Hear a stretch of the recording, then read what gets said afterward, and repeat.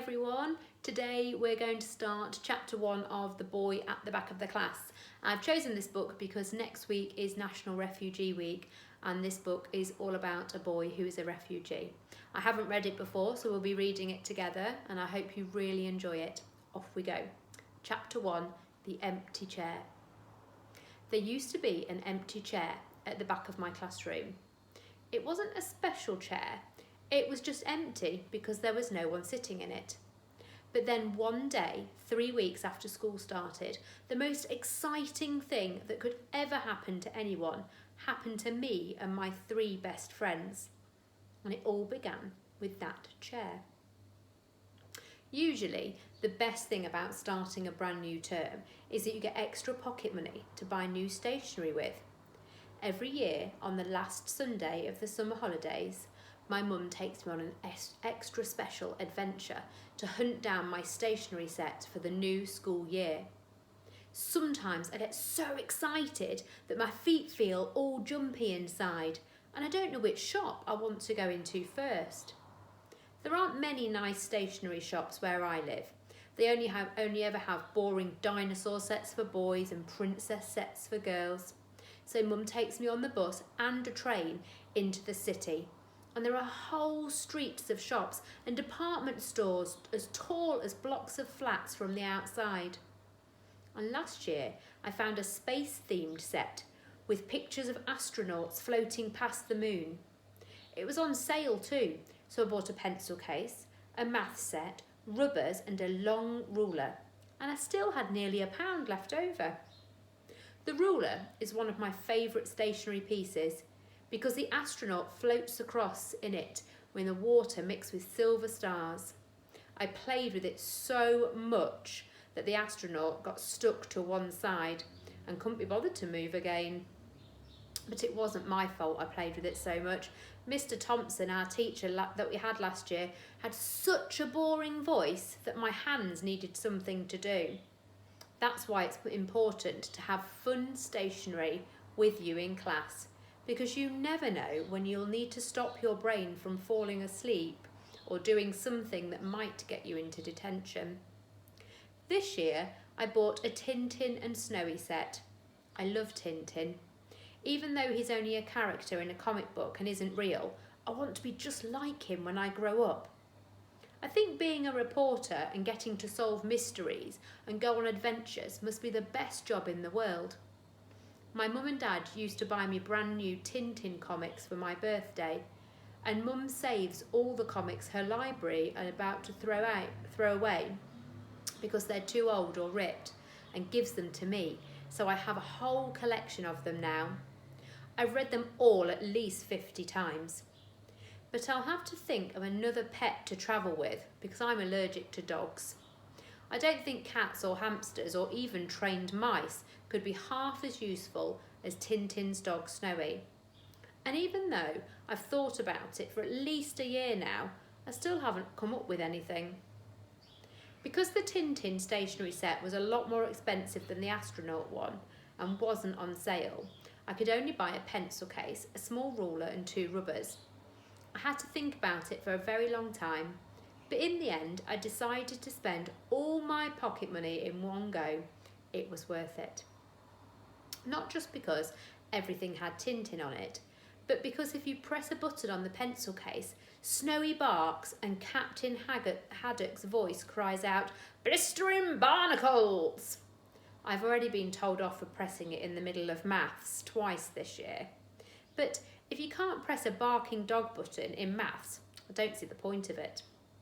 I don't like maths. Simple maths is fine, but this year we're learning about long division and square numbers and all sorts of things that my brain doesn't like doing. Sometimes I ask for help, but it's embarrassing to put your hand up so many times to ask just the same question.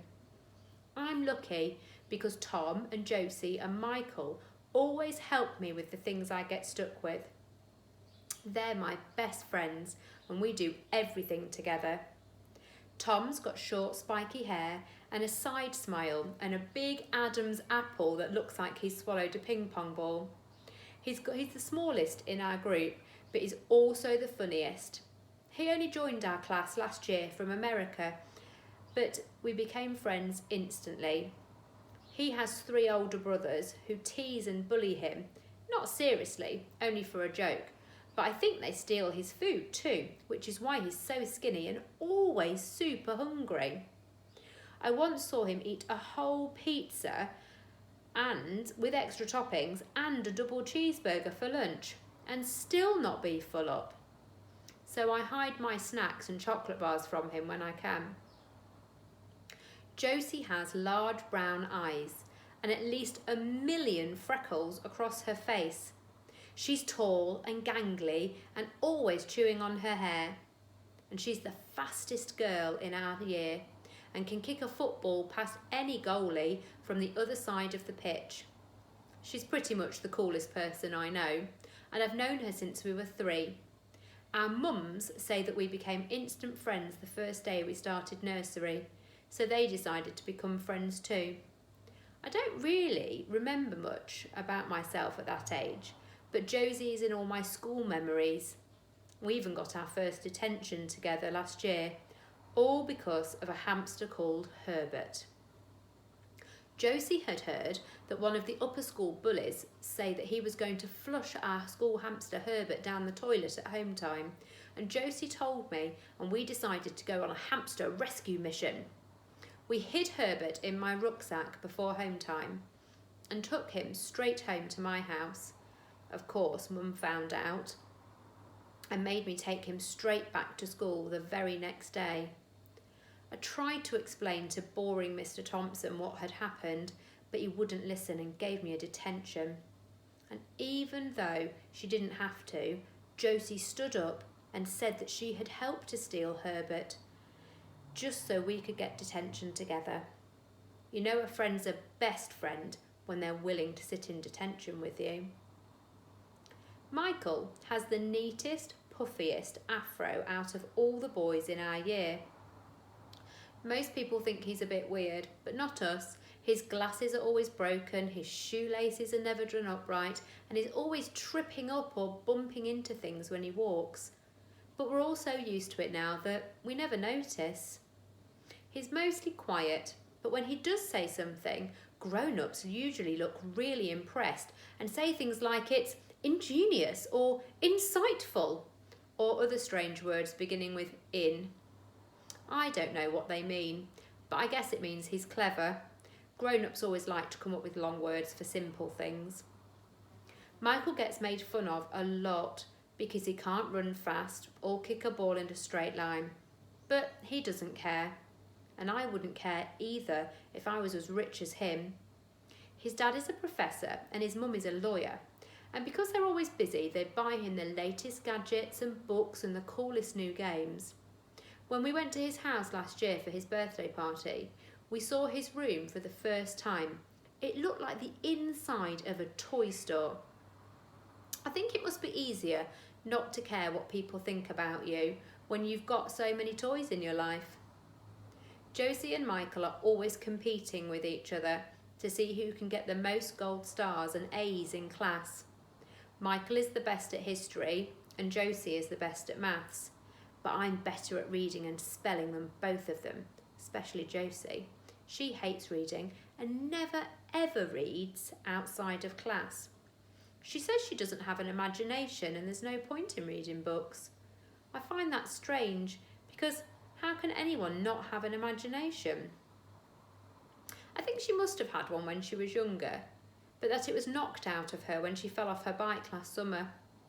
Mum says people without imaginations are dead inside. I don't think Josie's dead anywhere. She talks too much. Having 3 best friends can make school seem like the best place to be, even on the most boring day. Although this year, school has become a lot more fun, and that's because of our new teacher, Mrs. Khan.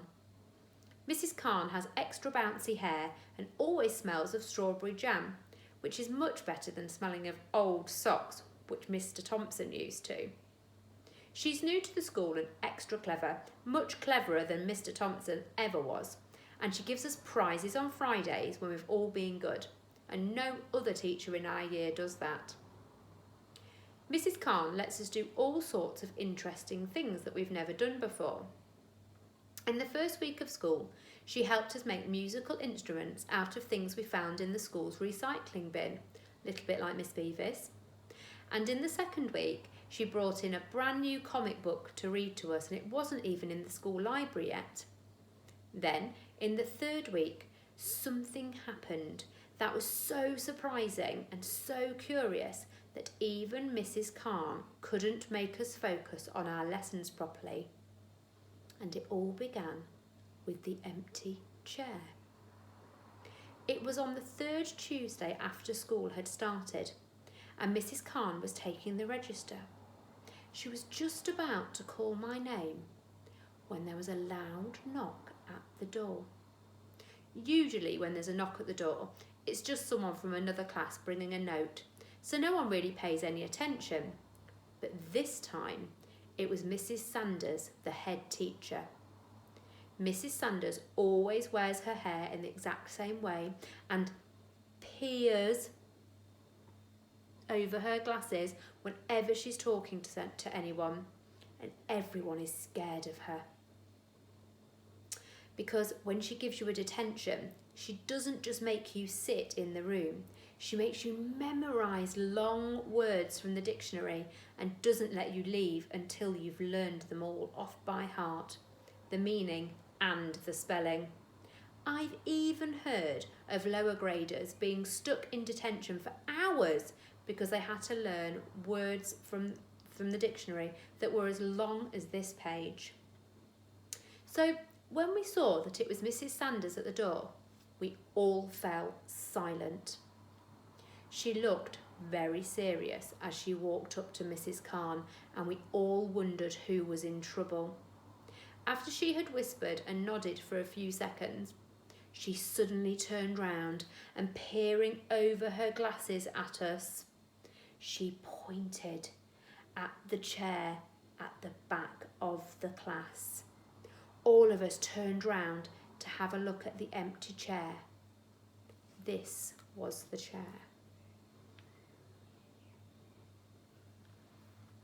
As I said, it was a pretty ordinary chair, and it was empty because a girl called Dina left our class at the end of last year to move to Wales. No one really missed her except for her best friend Clarissa. Dina had been a bit of a show-off and was always talking about how many presents her parents got her every week and how many pairs of trainers she had and all sorts of things like that no one else really cared about. She liked to sit at the back of the class because then she and Clarissa could pretend to be doing lessons when really they were drawing pictures of their favourite pop stars and giggling about someone they didn't like. Someone else could have taken the seat, but no one really wanted to sit next to Clarissa. That's why the chair had stayed empty. After whispering for a few more seconds with Mrs. Khan, Mrs. Sanders left the classroom. We expected Mrs. Khan to say something, but she seemed to be waiting. So we waited too. It was all very serious and exciting. But before we could start guessing what was going on, Mrs. Sanders came back, and this time she wasn't alone. Standing beside her was a boy none of us had seen before. He had short dark hair and large eyes that hardly blinked and smooth pale skin. "Everyone," said Mrs. Khan as the boy went and stood next to her, "this is Ahmed, and he'll be joining our class from today. He's just moved to London and is new to the school, so I hope you'll all do your very best to make him feel welcome." We all watched in silence as Mrs. Sanders led him to the empty chair. I felt sorry for him because I knew he wouldn't like sitting next to Clarissa very much. She still missed Dina, and everyone knew she hated boys. She says they're stupid and smell. I think it must be one of the worst things in the world to be new to a place, to sit with people you don't even know, especially people that stare and scowl at you like Clarissa was doing. I made a secret promise to myself right there and then that I would be friends with the new boy. I happened to have some lemon sherbets in my bag that morning, and I thought I would try and give him one at break time. And I would ask Josie and Tom and Michael if they would be his friend too. After all, having 4 new friends would be much better than having none, especially for a boy who looked as scared and as sad as the one now sitting at the back of our class. Chapter 1 done. I wonder how the new boy will get on and whether he'll want to be friends with the person in the story reading the story to us. I hope you've enjoyed it, and I'll look forward to reading you chapter 2 soon. Bye.